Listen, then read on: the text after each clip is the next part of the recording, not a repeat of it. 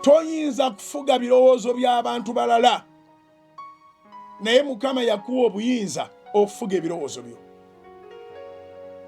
Nkiddemu, toyinza kufuga birowozo by'abantu balala. Naali obulungi bamuyinako ebirowoozo ebibi ate tibamugamba. Bw'abeerawo bonna bajjajjatta bujjajjasi, bw'abeerawo bawaana buwaanyi, bw'abeerawo basuuta busuusi, bw'abeerawo boogera ebigambo bingi ebiwaanawaana, basobola n'okumulyako ebibye. Naye bw'avaawo owulirayo abagamba nti yasaddaaka busaddaasi bantu, kyokka ng'abadde ayimiridde awo tebamugambye nti yasaddaaka abantu. Bw'avaawo owulirayo abagamba nti muli wanguzi, sente ezo zonna zaalina eyo nguzi, olwo olubuto olujjudde enguzi.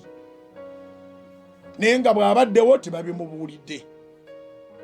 Bw'avaawo basobola okugamba nti mubbi mufere, afeze ekibuga akimazeewo.